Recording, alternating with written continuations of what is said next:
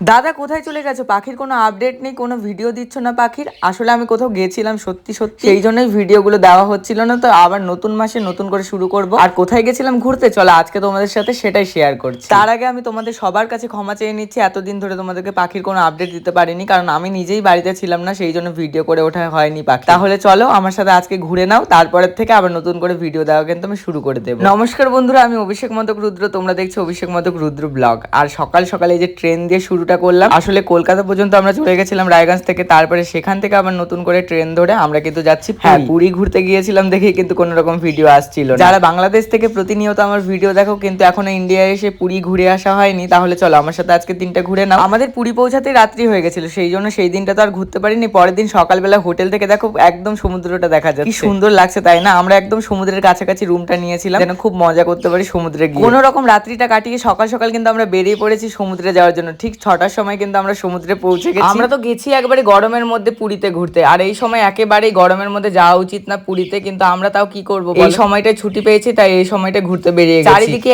এত গরম, কিন্তু সমুদ্রের কাছে আসলে না মনটা জুড়িয়ে যাচ্ছে। সমুদ্রের কাছে এত সুন্দর হাওয়া চলছে, গরমটা গায়ে লাগছে, কিন্তু যখন গোটা শহরটা ঘুরছি তখন এত গরম লাগছে যে থাকার মতো অবস্থা না। আমরা তো হাফ প্যান্ট আর হাফ গেঞ্জি পরে গোটা শহর ঘুরে নিয়েছি। আমার জীবনে এবারই প্রথম আমার সমুদ্র দেখা, সেই জন্য হয়তো এক্সাইটমেন্টটা বেশি ছিল দেখে রোদটা আমার অতটা গায়েও লাগেনি। সবাই আর কি অস্থির হয়ে যাচ্ছিল, কিন্তু আমার বেশ ভালোই লাগছিল এই সমুদ্রে এই সময়টা কাটাতে। তো আমরা জলের মধ্যে খেলছিলাম, এখানে বালি দিয়ে সুন্দর সুন্দর করে ঘর বাড়ি বানাচ্ছিলাম, খুব মজা হচ্ছে। আর সমুদ্রটা আস্তে আস্তে না কাছে চলে আসছিল, আর দেখো কি করে ঘরগুলো ভেঙে দিচ্ছে, এটাতে দারুণ মজা লাগছিল। আমরা তো খুব মজা করেছি এই সমুদ্রের পাড়ে সকালবেলাটা। আর এখান থেকে উঠে কোথাও যেতেও ইচ্ছা করছিল না, মনে হচ্ছিল কি সারাক্ষণ এখানে বসে। কিন্তু এখানে দেখার মতো অনেক জায়গা আছে, তাই তাড়াতাড়ি করে এখানে স্নান টান করে আমরা কিন্তু বেরিয়ে পড়লাম। এবার কিন্তু আমরা চলে যাচ্ছি জগন্নাথ ধামের উদ্দেশ্যে, পুরীর বিখ্যাত মন্দির। আমাদের হিন্দু সনাতন ধর্মে কথিত আছে যে এই কলিকালে যদি কোনো মন্দির ঘোরো কি না ঘোরো, কিন্তু একবার হলে পুরী জগন্নাথ মন্দির তোমাকে ঘুরে আসতেই হবে। এই কলিযুগে সবচেয়ে বড় ভগবানই শ্রী জগন্নাথ দেব, তাই তার দর্শন করে তোমাকে আসতেই হবে। মন্দিরের ভেতরে কোনো রকম ক্যামেরা, ফোন, ব্যাগ, চামড়ার জিনিস এগুলো অ্যালাউ করে না, সেই জন্য সমস্ত কিছু আমাদেরকে কাউন্টারে জমা দিতে হয়েছিল। সেই জন্য ভেতরের কিন্তু কোনো রকম ভিডিও আমি নিতে পারিনি, বাইরে থেকে ভিডিওটা নিয়েছিলাম। আর এই যে ভগবানের ভোগ এখান থেকে আমি নিয়ে গেছিলাম, নিয়ে গিয়ে ওখানে দর্শন করিয়ে এসেছিলাম। তো যাই হোক, ভেতরের কোনো রকম ক্লিপ নিতে পারলাম না। আর এরপরে আমরা বেরিয়ে পড়লাম আবার সূর্য মন্দির দেখার জন্য।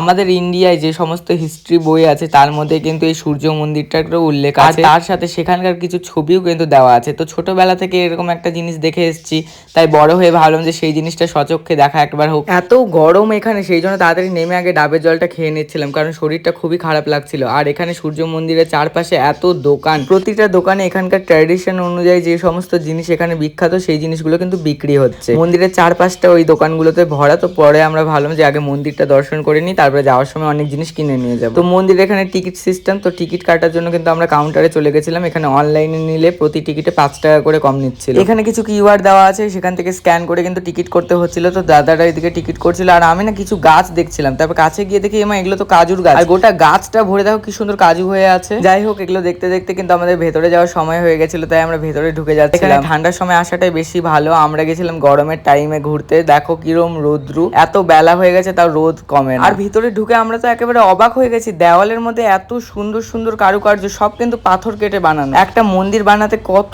দিন যে সময় লেগেছে, দেখো কি সুন্দর মন্দিরটা দেখতে। আর প্রতিটা দেওয়ালের মধ্যে সুন্দর করে নিখুঁত করে কাজ করা। এত গরম রোদের মধ্যে কিন্তু পর্যটকের শেষ নেই। দেখো গোটা মন্দিরের চারপাশে শুধু তাদের ভিড়, এত লোক হয়েছিল ওখানটায়। আমরা কিছুক্ষণ ছায়ায় দাঁড়িয়েছিলাম, তারপরে আবার বেরিয়ে পড়লাম। এখানটায় দেখো রথের আকারে কিন্তু সূর্য মন্দিরের গোটা দেওয়ালটা বানানো। আর এই যে চাকা, এই চাকাটাই কিন্তু আমরা দেখতাম আমাদের বইয়ে। আর এটা দেখো আজকে সচক্ষে দেখতে পেলাম। আমি যেই গ্রুপের সাথে গেছি সেই গ্রুপ মেম্বারদেরকে থ্যাংক ইউ, কারণ আমার গ্রুপের প্রতিটা মেম্বার এত ভালো, আমাদের গ্রুপটা এত ভালো হয়েছে যে সবাই একই রকমের মেন্টালিটির, সেই জন্য আমরা এত ভালো করে ঘুরতে পেরেছি। সূর্য মন্দিরের পেছনে ছিল আরেকটা মন্দির যেখানে নবগ্রহের পুজো হয়, তো সেখানটায় গিয়ে আমরা একটু প্রণাম করে নিলাম আর ঠাকুরের আশীর্বাদ চেয়ে নিলাম। রুমে এসে ফ্রেশ হয়ে খাওয়া দাওয়া করতে রাত্রি হয়ে গেল। আর রাত্রিবেলা কিন্তু আমরা চলে গেছিলাম আবার সমুদ্রের পাড়ে। দিনের বেলা সমুদ্রের সৌন্দর্যটা একরকম, রাত্রিবেলা সৌন্দর্যটা কিন্তু আরেক। রাত্রিবেলা দেখে মনে হচ্ছে কি কালো অন্ধকার মেঘের ভেতর থেকে একটা সাদা মেঘ দৌড়ে চলে আসছে তোমার কাছে। রাত্রিবেলা প্রায় অনেকক্ষণই আমরা বসেছিলাম সমুদ্রের পাড়ে, এখান থেকে উঠতে ইচ্ছা করছিল না। তারপরে ঘরে এসে শুয়ে আবার সকাল সকাল দেখো কার সাথে দেখা হয়ে গেল। যাই হোক, ওকে টাটা বলে আমরা আবার বেরিয়ে পড়লাম সকালবেলা।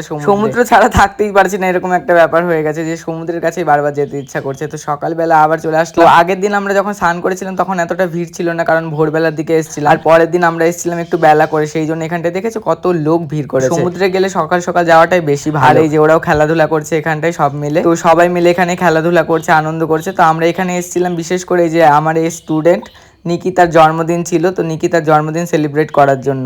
ওর জীবনে একটা স্মৃতি হয়ে থাকলো এই সমুদ্রের পাড়ে নিজের জন্মদিন সেলিব্রেশন করা। আমাদের কাছেও খুব আনন্দের ছিল ওর জন্মদিনটা এইভাবে সেলিব্রেট করা, প্রথমবার সমুদ্রে কারো জন্মদিন সেলিব্রেট করা। আমাদেরও মনে থাকবে কিন্তু এই সময়। ওকে আমরা কেক টেক খাইয়ে দিচ্ছিলাম, খুব আনন্দ করছিলাম, নাচানাচি করছিলাম, মানে সবাই মিলে খুব মজা করছি। আর চারপাশে যে লোকজন ছিল না সবাই এত ভালো, আমাদের কেন জানি কপালটা ভালো লোকই পেয়েছি, সবাই মিলে খুব আনন্দ করছিলাম। এমনকি যাদের চিনি না তারাও আমাদের সাথে যুক্ত হয়েছিল, তো এইটা একটা আনন্দের বিষয় ছিল। তারপরে আবার আমরা খাওয়া দাওয়া করতে চলে এসেছিলাম। তো এবার আমরা এসেছিলাম ভারত সেবাশ্রমে খাওয়ার জন্য। এখানটায় দুপুরবেলা লাঞ্চটা খুব ভালো দেয়, সেই কারণে এখানে চলে এসেছিলাম। সবকিছু ভালো, পুরীর একটা জিনিস বাদে ওটা হচ্ছে খাওয়া। এত দিন থাকার পর এই দিনের খাওয়াটা আমাদের খুব ভালো লেগেছে, যে একদম তৃপ্তি করে খেয়েছি। আর বাঙালি মানেই তো ভাত, ভাত ছাড়া থাকতে পারবে না, তো সেই জন্য খুবই ভালো এখানকার খাওয়া দাওয়া ছিল। এবারে বাড়ির জন্য কিছু নিয়ে যাওয়ার পালা ছিল। তো পুরীর সবচেয়ে বিখ্যাত জিনিস হচ্ছে খাজা, তো খাজাটাই নিয়ে যাচ্ছিলাম। তো কাকাতুয়ার খাজার দোকান থেকে নিয়েছিলাম, কারণ এই দোকানটা খুবই পুরনো আর খুব বিখ্যাত। তো এখান থেকে কিছুটা খাজা কিনে নিলাম, নিয়ে টিয়ে আমরা কিন্তু আবার বাড়ির উদ্দেশ্যে রওনা দিলাম। এইভাবে কেটে গেল আমাদের এতগুলো দিন, কি করে কাটলো কিছুই বুঝতে পারলাম না, কি করে দিন চলে গেল, কোন দিন রবিবার ছিল কোন দিন সোমবার, সব যেন হারিয়ে গেছে। ঘোরাফেরা শেষ, আবার নতুন করে কাজে ফিরতে হবে। তো বাড়ি এসে এবার নতুন করে আবার ভিডিও দেওয়া তোমাদের সাথে, আবার নতুন করে নিজের নাচের ক্লাস শুরু করা, রোজ দিনের ডেলি রুটিনে আবার ফিরে আসতে হবে আমাদের।